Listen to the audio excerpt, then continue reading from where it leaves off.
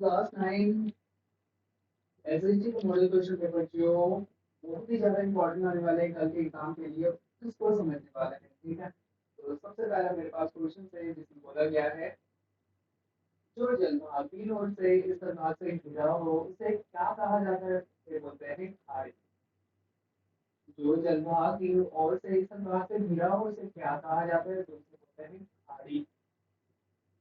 Second question जिसमें बोला गया है, निम्नलिखित में से कौन झारखंड के पड़ोसी राज्यों का? झारखंड के पड़ोसी राज्य कौन है? बिहार है, पश्चिम बंगाल है, उड़ीसा है, छत्तीसगढ़ है और Uttar Pradesh. Third number question, निम्नलिखित में से कौन सुमेलित नहीं है? कौन इसमें से बोले कि मैच नहीं करेगा? देखो, हिमालय, नंदा देवी, ठीक है। उत्तरी मैदान, सागर, ये भी सही है। भारतीय मरुस्थल, बर्फान, ये भी सही है, लेकिन प्रायद्वीपीय पठार बोल रहे हैं। प्रायद्वीपीय पठार, उत्तरी सरकार, ये गलत। प्रायद्वीपीय पठार तो उत्तरी सरकार आता नहीं, तो गलत कथन कौन हो जाएगा? ये बात। चौथा नंबर क्वेश्चन जिसमें बोला गया है, निम्नलिखित में से कौन सबसे संघन जनसंख्या वाला प्रदेश है? सबसे ज्यादा संख्या में लोग रहते हैं कहाँ पर? उत्तरी मैदान में। सबसे ज्यादा संख्या में लोग रहते हैं कहाँ पे रहते हैं? तो बोलिए उत्तरी मैदान में रहते हैं। कथन है, गंगा नदी में सालों भर जल प्रवाहित होता है। ठीक है, और कारण बता रहे हैं कि गंगा नदी हिमालय से निकलने वाली नदी है, और गर्मी में हिमालय के बर्फ पिघलने से गंगा नदी को जल प्राप्त होता है। ठीक बताया ना? तो दोनों सही है, दोनों सही है, तो क्या बोलेंगे? कथन और कारण दोनों सही है। भारत में नदियों का महत्व किन क्षेत्रों में? नदियों का किस लिए महत्व है? सिंचाई के लिए इसका उपयोग किया जाता है, नौ संचालन। सिंचाई मतलब होता है कि खेतों में पानी देने के लिए। नौ संचालन मतलब होता है नाव चलाने के लिए। जल विद्युत मतलब होता है जल विद्युत उत्पादन, जल से विद्युत बनाने के लिए। ये सभी कारण के लिए नदियां महत्वपूर्ण है। ये आंसर बोलेंगे डी नंबर। भारत में मानसून के आगमन के साथ कौन से ऋतु का आरंभ हो जाता है? जैसे बोले कि मानसून शुरू हो जाता है ना, उस समय कौन सी ऋतु स्टार्ट हो जाती है? उस समय वर्षा ऋतु शुरू हो जाती है। मानसून के आगमन से कौन सी ऋतु का शुरुआत होता है? उसे बोलते हैं वर्षा ऋतु। जहाँ 200 सेंटीमीटर से अधिक वर्षा होती है वहाँ किस तरह के वन पाए जाते हैं? जहाँ पे ज्यादा वर्षा हो रही है यानी कि वहाँ पे ज्यादा हरी भरी वन पाए जाएंगे। हरी भरी वन बोले कि मतलब उष्ण कटिबंधीय सदाबहार वन। सदाबहार, सदाबहार, सदाबहार बोले तो मतलब क्या है? वहाँ पे पेड़ पौधे हमेशा हरे भरे रहते हैं। प्रति 1000 पुरुषों पर महिलाओं की संख्या को क्या कहा जाता है? देखो, 1000 पुरुष में महिलाओं कितना है ये जब बताते तो इसको बोलते हैं लिंग अनुपात। निम्नलिखित में से कौन जन्म दर का सही अर्थ होता है? तो जन्म दर का मतलब होता है एक वर्ष में प्रति 1000 व्यक्तियों में जितने जीवित बच्चों का जन्म होता है इसे बोलता है जन्म दर। किसी भी देश में कानून बनाने का सबसे बड़ा अधिकार किसको होता है? कानून कौन बना सकता है? संसद। कानून बनाने का सबसे बड़ा अधिकार किसके पास है? संसद। दक्षिण अफ्रीका में रंगभेद कब खत्म हुआ था? 26 अप्रैल 1994। 26 अप्रैल 1994। 26 अप्रैल यानी कि गर्मी का सीजन में था। 1994 में खत्म हुआ था। गर्मी का सीजन अप्रैल में आता है, तो 26 अप्रैल 1994 में दक्षिण अफ्रीका में रंगभेद खत्म हो गया। लोकतंत्र जनता का, जनता के द्वारा और जनता के लिए शासन है। क्या परिभाषा दिया किसने था? ये दिया था अब्राहम लिंकन ने परिभाषा। संविधान सभा की पहली बैठक कब हुई? संविधान सभा की पहली बैठक कब हुई थी? दिसंबर 1946 ईस्वी में। संविधान सभा में पहली बैठक कब हुई थी? दिसंबर 1946 ईस्वी में हुई थी। लोकसभा चुनाव के लिए भारत को कितने निर्वाचित क्षेत्रों में बांटा गया है? लोकसभा चुनाव के लिए भारत को कितने निर्वाचित क्षेत्रों में बांटा गया? तो बोलेंगे 543। 543 क्षेत्रों में बांटा गया है। हमारे संविधान में कितने मौलिक अधिकार देते हैं? तो मौलिक अधिकार मिले हैं। कितने मौलिक अधिकार मिले हैं? 6। कितने मौलिक अधिकार मिले हैं? 6। आगे क्वेश्चन जिसमें बोला गया है, निम्नलिखित में कौन राजनीतिक कार्यपालिका का हिस्सा होता है? राजनीतिक कार्यपालिका का हिस्सा कौन है? गृह मंत्री। राजनीतिक कार्यपालिका का हिस्सा कौन है? गृह मंत्री। सरकारी निर्णय से उठने वाले विवादों का निपटारा कौन करता है? विवादों का निपटारा अगर कोई कर सकता है, विवाद बोले तो मतलब लड़ाई झगड़ा का निपटारा करना है, तो वो किसके पास जाएगा? कोर्ट के पास जाएगा ना। कोर्ट यानी कि सर्वोच्च न्यायालय। न्यायालय में न्याय होता है। न्यायालय में क्या होगा? न्याय होगा। मतलब किसके पास जाएगा? सर्वोच्च न्यायालय। किसके नेतृत्व वाली पार्टी ने 1971 के लोकसभा चुनाव में गरीबी हटाओ का नारा दिया था? तो ये थी इंदिरा गांधी की पार्टी।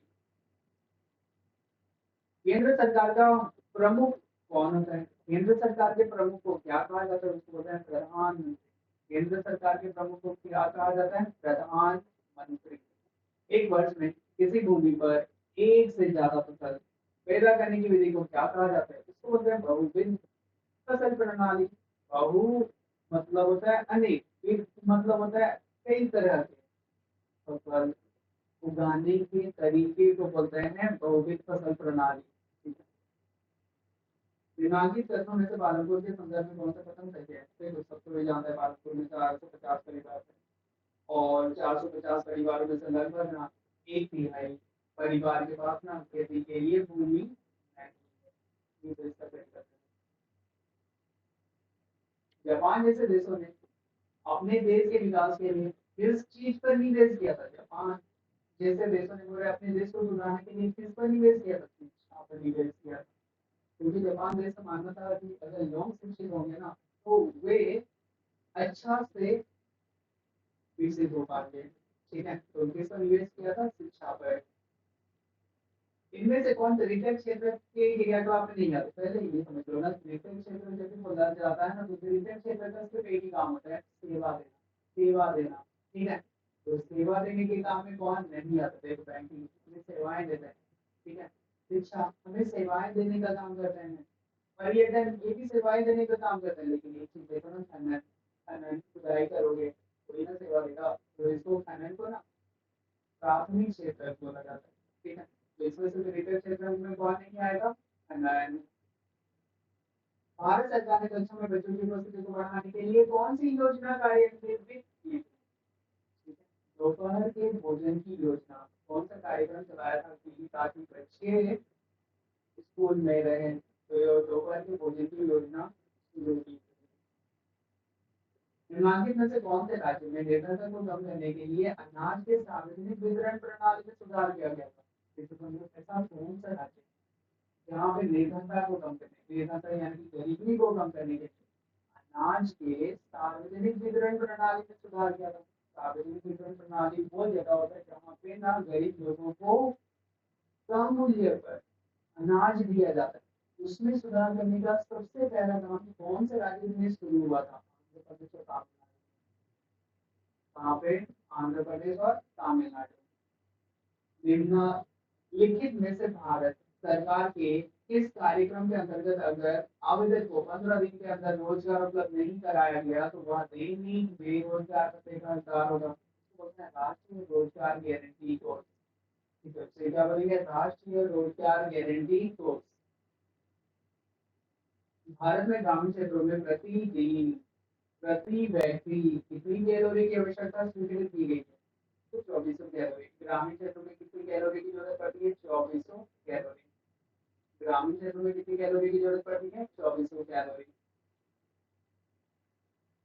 इसके माध्यम से सरकार द्वारा अधिप्राप्त अनाज, गेहूं और चावल के भंडार का बफर स्टॉक बनाया जाता है। भारतीय खाद्य निगम बोलेगी अनाज हुआ, गेहूं हुआ, चावल, ये अपने पास ना जमा करके रखती है। ये कौन जमा करके रखती है? जमा करने का काम करती है भारतीय खाद्य निगम। सरकार द्वारा समाज के गरीब वर्गों में बाजार से कम कीमत पर अनाज का वितरण किया जाता है। इस कीमत को क्या बोलते हैं? सरकार द्वारा समाज के गरीब वर्गों में बाजार से कम कीमत पर अनाज का वितरण किया जाता है। इस कीमत को क्या बोलते हैं? इसको बोलते हैं निर्गम कीमत। ठीक है, इसको क्या बोलते हैं? निर्गम कीमत। द स्पिरिट ऑफ लॉज नामक पुस्तक, द स्पिरिट ऑफ लॉज नामक के रचनाकार कौन है? किसने लिखा है?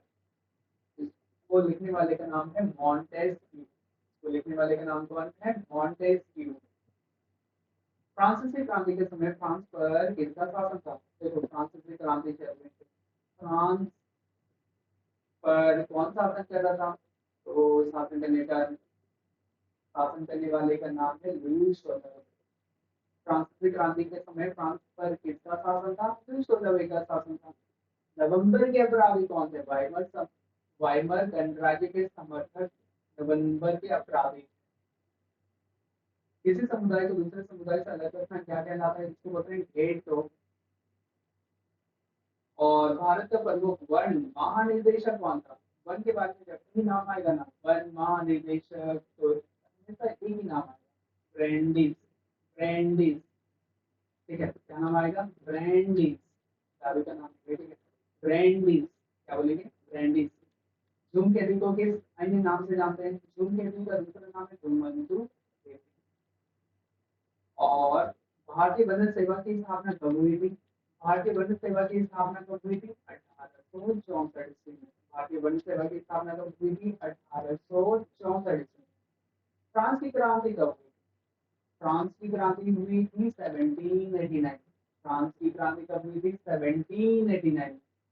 फ्रांस की क्रांति कब हुई थी? 1789 ईस्वी में। औपनिवेशिक सरकार ने अपराधी जनजाति अधिनियम कब पारित किया था? 1871। औपनिवेशिक सरकार ने अपराधी जनजाति अधिनियम कब पारित किया था? 1871 ईस्वी। कब किया था? 1871 ईस्वी में। रूस की क्रांति कब हुई थी? 1917 ईस्वी। रूस की क्रांति कब हुई थी? 1917 ईस्वी। रूस की क्रांति कब हुई थी? 1917 ईस्वी।